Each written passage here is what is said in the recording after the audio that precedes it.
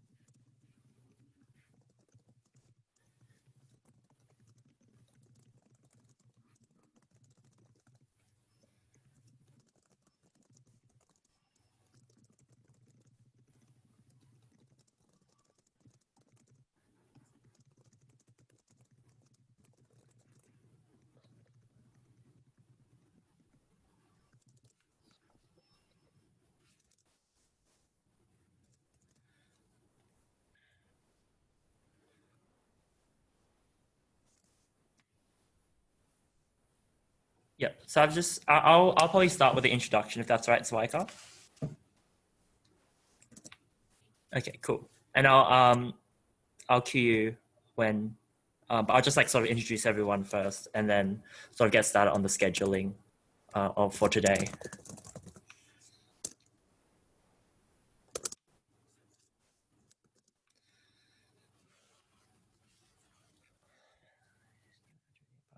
It will be.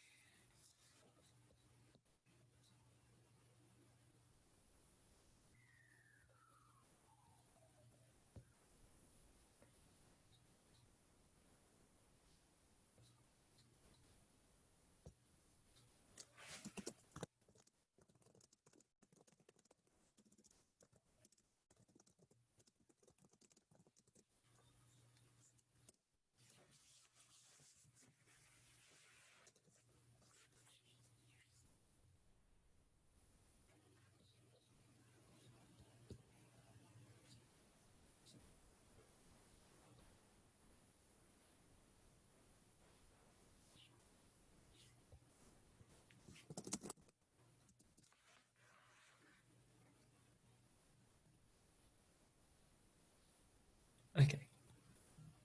Awesome. I think that we should be good to start now, if that's all right, Zoika. Awesome. Hello, everyone. Thank you all for coming. I know that this is quite an unusual open day, but yeah, thank you for being patient. And so yeah, today we're here to talk to you about the ANU, hold on, I'll get up my slides real quick as well before we start. So today we're here to talk to you about what we as ANU students did for COVID-19 initiatives in the local community involving our work in languages as well. But just before we start, I'd like to say some big thanks first. So first off, big thank you to Kurt from CAS, who gave us this opportunity today to speak to everyone, as well as Haley, who will be running the technical stuff in the background, and Madeline, who will be on hand to answer any questions people post in the Q&A. So my name is Jason Ewan, and I am joined here today by my colleague, Zuaika Noor. And yeah, while we're here, that's all good. And yeah, while we're here to talk today about our project, we've also luckily been given some flexibility with today's session. So we've compiled some stuff that hopefully everyone will find interesting as well. So our schedule today will look something similar. And before we start, actually, I'd just like to begin by acknowledging the traditional owners of the country and land that we are meeting on today. I'd like to pay my respects to elders, past and present. And I'm also proud to say that this webinar, for me anyway, is being recorded and presented on non-War country as well. So this webinar is being recorded, but if you have any questions during the podcast, feel free to submit them through the Q&A function, and we'll try and get to you as soon as we can. Okay, so our structure today will go something a little bit like this: 5 minutes about why I should learn a language, 5 minutes about sort of the average life and experiences of a language student, and then 5 minutes talking about our project, and then some time talking about things we found useful or lessons that that prospective language students might find useful when they're studying here at ANU, and also 10 minutes just for a cheeky brief Q&A. Okay, so I think we are right to get started. So since I've had a lot of time in the recent months staying home, I've been watching a lot of YouTube videos, and I came across one from one of my favorite YouTubers titled, "We Are the Last Humans Alive." And this is kind of one of the reasons why I wanted to study languages. So to take from it, to summarize it, the quote starts, "We, Homo sapiens, us, are the last humans left on Earth. From what we know, about 45,000 years ago, we lived together with our closest ancestors, Neanderthals. They were stronger than us, faster than us, had bigger brains, were a bit taller, and had a bit of a different, thicker skull than us. But there was one thing that we could do better. Scientifically speaking, we could make loud, wordy noises from our mouths. And within 5,000 years of first having contact with us, with us first having contact with Neanderthals, they were wiped out."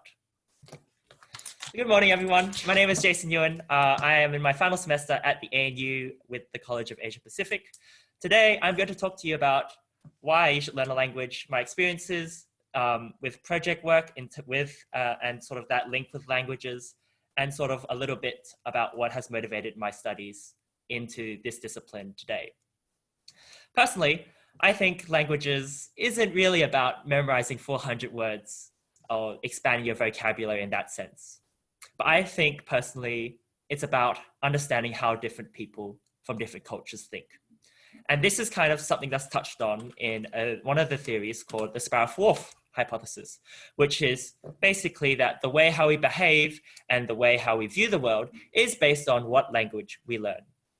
Now, my friends, so an example of this can be when in English, when we read from left to right, reading from left to right kind of influences how we view the world today. And a common example is which way we look when we first cross the road, left and right. So most people, when I explain this to my friends, they often go, "Huh, what job do you plan to do with that?" And they've they may have a point. Language by itself as a discipline is a subject that won't help you out in most of your academic studies. For most people, it won't come up in your daily life like history. It's not as versatile, say, as mathematics, and it isn't practical like science. In fact, few jobs will specifically require knowledge in a different language other than the one you grew up in. Though if I had to say, when there was a demand for learning a language and as a result, understanding people, whether across the sea or right next to you, it would be when we are in a crisis. So when an example of this that I often give is when reports of the first US casualties from COVID-19 surfaces, there were two types of people US security advisors first sought out. And I'll just give everyone to kind of have a think about if you were a US advisor to the US government, who would be the first people you would kind of ask? And if most people, because most people you may be thinking would be asking for public health advisors, which is true, but funnily enough as well, there was a really big increase in demand for Korean translators. Why? Because at the time, Korea was already containing their pandemic. So when the US needed help, they didn't first turn to the military or the police, but they also turned to health professionals from the allied countries. Now, coincidentally, we can also see this when we look at, if we know that the first Korean advisors came to the US around March, April, coincidentally, we can correlate this to some trends that we see in, say, Google searches. Terms such as how to learn Korean spikes. You can see a little bit of a spike in March to April. But funnily enough, there was just as much, if not more, searches in Google searches in the US on how to translate Korean to English. So that example aside, I personally think that language is kind of one of the key distinctions that has helped Homo sapiens in particular survive when our ancestors may have perished. Despite being more fragile, language has helped humanity organize, strategize, collaborate, and build great empires. But it is also the first thing that we rely on in a crisis. And I have here a quote from one of my favorite movies that pretty much summarizes why I wanted to learn languages at ANU. It's from the movie Arrival, came out in 2016. And the quote is simply, "Language is the foundation of civilization. It is the glue that holds a people together. It is the first weapon drawn in a conflict." So to sum up, languages are hard. What makes them hard isn't memorizing long vocabulary lists or countless grammar rules, but it's trying to unlearn the way you've been learning and thinking for decades in order to understand someone else better. But what do you think? You don't necessarily need to learn a language to live a good life, but don't you think you'd be better off if you did? You might think it's optional, but in reality, learning a language, even English, and understanding humans, whether they be your neighbors or across the sea, has and always will be a fundamental and compulsory part of what it means to be the last humans left on Earth. I hope you found this as informative as I did, and look forward to seeing everyone, whether that be on campus or online. Thanks, and I'll hand over to kind of Suwaika for her section. Hey, good morning, everyone. I hope everyone's virtual open day is going well, and I hope you can hear me well. I had to pardon me from being live from my bedroom because it's the only area of privacy I have at the moment. So my name is Alaika Noor. I am in my second year of my Bachelor of Arts degree, and I'm majoring in International Relations and Spanish. So growing up, I've always been fascinated by the idea of languages. Like I grew up learning English and Malay as my native languages, and this proves quite helpful when you live in a multicultural country. In high school, I studied German for 3 years, and although I've lost most of my ability to speak German, it's a memory that I've always cherished. And I'm still trying to slowly build back this skill by using language learning apps such as Duolingo. Excuse me, I've got a cold at the moment. I've chosen to study Spanish as one of my majors here at the ANU. As you all probably know, Spanish is the second most spoken language in the world, which proves to be quite helpful when you're traveling around the world. However, the main reason why I chose to learn Spanish was because my parents were Latin dancers, which means that I grew up listening to a lot of music from Central and South America. It is a language that is very familiar to me. Like I kind of like the sounds and the way they speak is quite familiar to me. When all of my favorite songs were in Spanish, and I just had to learn it so that I can understand and further appreciate the music that I grew up listening to. Spanish is, I think, the most popular language subject, most popular language subject chosen here at the ANU. Feel free to correct me if I'm wrong on this. The teachers that I have had at ANU have been absolutely supportive throughout my journey into learning Spanish. Most particularly a tutor named Thomas, or Tomas, as I will call him in Spanish class. He is half Chilean and half Australian, I believe. So it's very helpful to learn Spanish from someone who understands what it's like for English speakers to learn Spanish. And advice that I have about learning a language at the ANU is to befriend your tutors. Feel free to approach them with questions that you may have in regards to your assignments, and I can show you. They're more than happy to help you with any difficulties that you may have. Spanish is, I wouldn't say it's a very difficult language, but it's not completely easy either. But I think this can be said for any language that you're learning, really. There are days where you really need to put in the hard work just so you can ensure that you're understanding the concepts that are being taught in class. What I found quite helpful in helping with my Spanish was to use Duolingo. I think most people have heard of Duolingo, but if you haven't heard of it, it is basically a language learning app that gives you mini exercises in grammar and vocabulary, so you can keep up with the language that you are learning. The app does quite nag a bit at you when you are falling behind, but at least it does help you stay on track. Another thing I've found quite helpful is to watch different shows in the language that you are learning. My personal favorite in learning Spanish is Elite and La Casa de Papel, which is Money Heist. They're more focused on the Spanish that is being spoken in Spain, but there are plenty of other options that you can choose from for learning Spanish from Central and South America. It does help you hear how a native Spanish speaker would speak, and you can also pick up their accents and their slang, so which just adds to the whole experience of learning a language.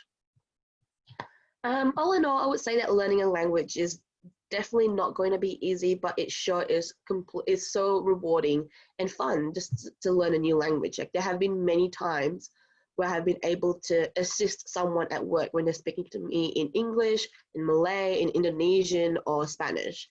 I definitely think I still have quite a long way to go before becoming completely fluent in it, but I am definitely excited to be able to practice Spanish when hopefully when the borders reopen and I am able to travel again in the future.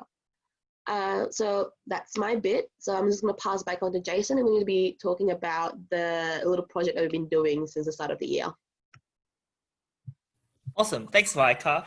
So at the start of the year, the Australian Multicultural Foundation hosted a program across Australia that saw each state run local projects to give back to their community. In particular, this organization specializes in assisting a demographic that we call culturally and linguistically diverse communities, or COUD for short. And being able to bridge the divide between COUD youth and everyday Australians was the theme of our project. So our focus, when designing our project, our focus was to ensure that vulnerable migrant and refugee communities in ACT were able to access vital information regarding COVID-19. It can be scary enough. It can be scary not being able to understand health and safety information that was given out by the government when English isn't your first language. Additionally, vulnerable communities may be feeling helpless, not knowing what the future holds and how they can access government assistance during this difficult time. Helping bridge this gap was what our project aimed to do, and I think I can show you a little video kind of our project to kind of summarize the information that we were distributing and the content that we created.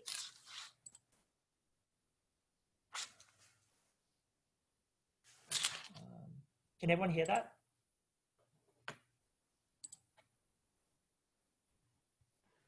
No, the sound's not coming up. Oh, okay, that's all right. I think I know what's wrong. I'll just go screen share again, but I'll optimize screen sharing for video clip. Okay, let's try this now.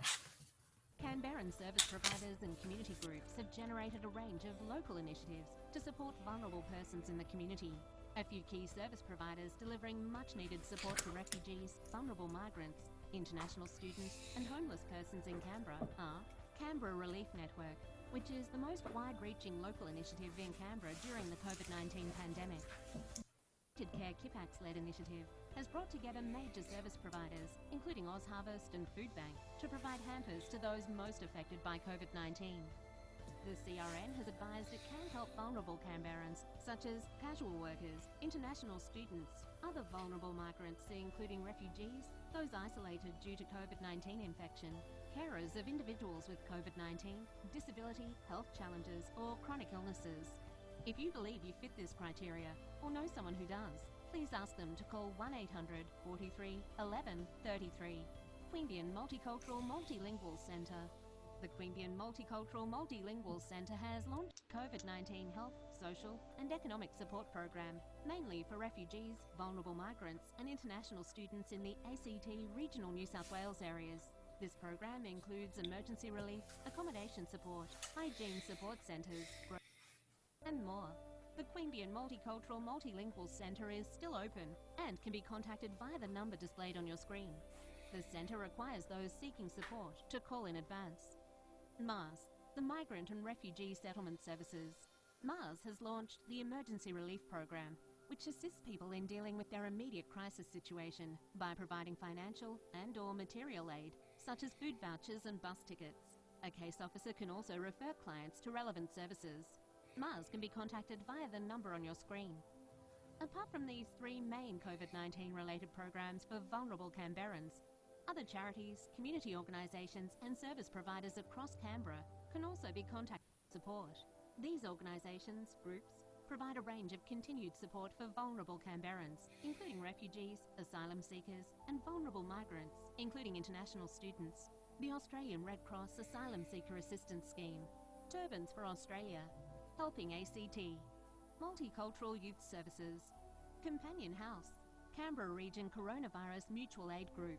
The main symptoms of COVID-19 include fever, coughing, sore throat, fatigue, and shortness of breath. COVID-19 can be spread through coughing, sneezing, or touching contaminated surfaces. Okay, sweet. Let's see if... Yep. Awesome. So with that video, we've got all the information and put it onto an infographic that has been translated into the top 8 most commonly used languages in Canberra. And if you wanted to find out more information about the work that we did, there is a link on the screen. If you just follow the link, it will kind of bring you to the page with like all the things that we did for the project. So after launching the project a few weeks ago, the feedback that we have received has been overwhelmingly positive. Many Canberrans are, I believe many Canberrans are happy with the idea that vital information about COVID-19 can be accessed by people of different linguistic and cultural backgrounds. Our project was featured on the ABC Canberra News recently, as you can see from the screenshot on their Facebook page.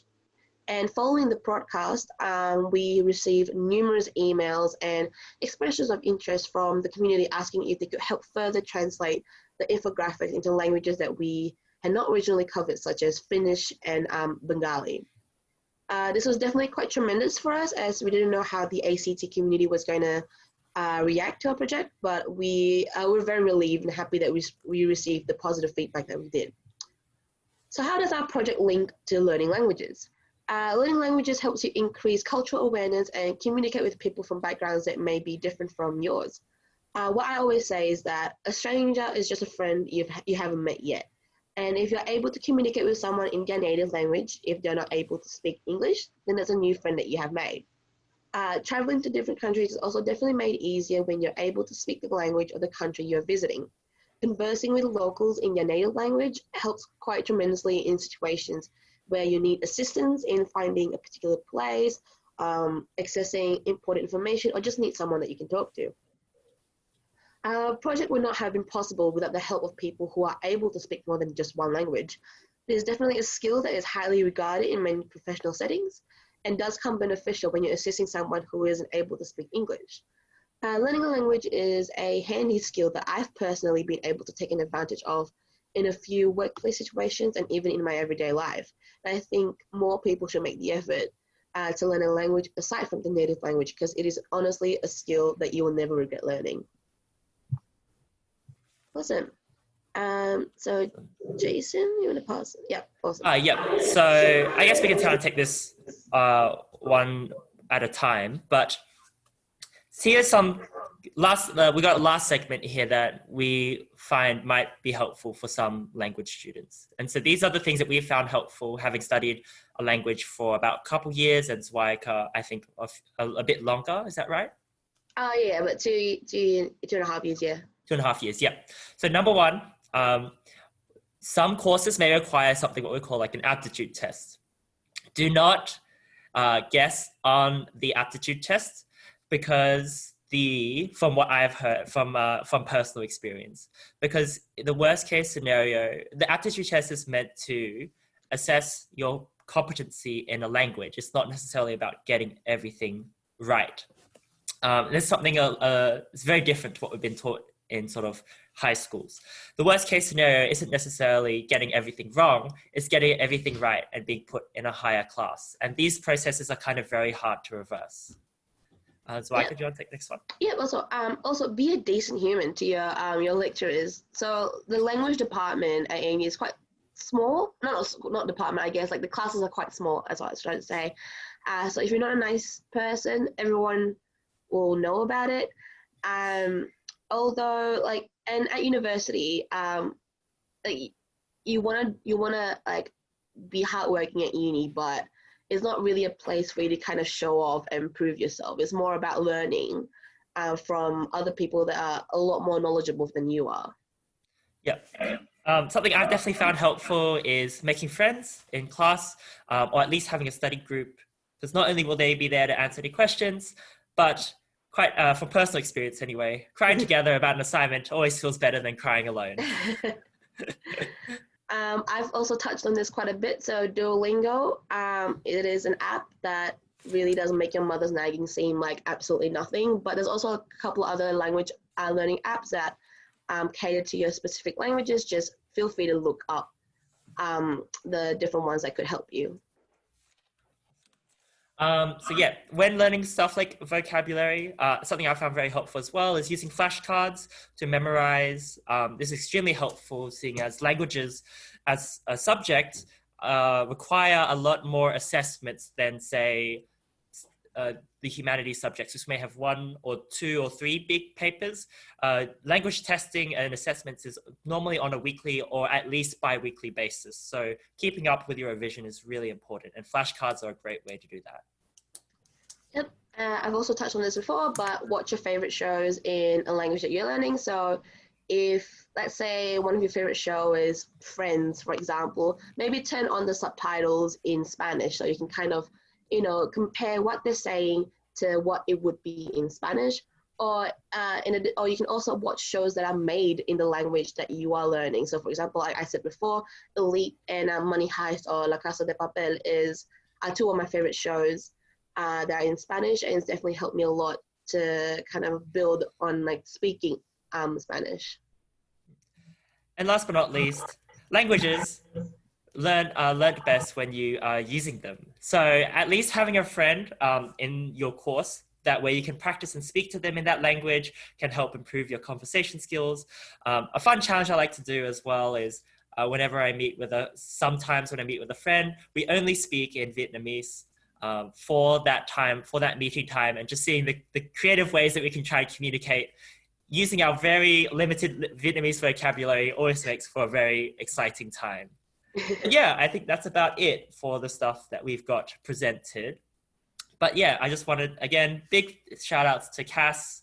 I think it was, big shout outs to Kurth from Cass, and Haley and Madeline as well for helping run this session, and Zweika as well. Thank you. Thank you so much, guys, for coming and watching this webcast. And thank you to Haley, Kurt, and Madeline for giving us this opportunity to speak.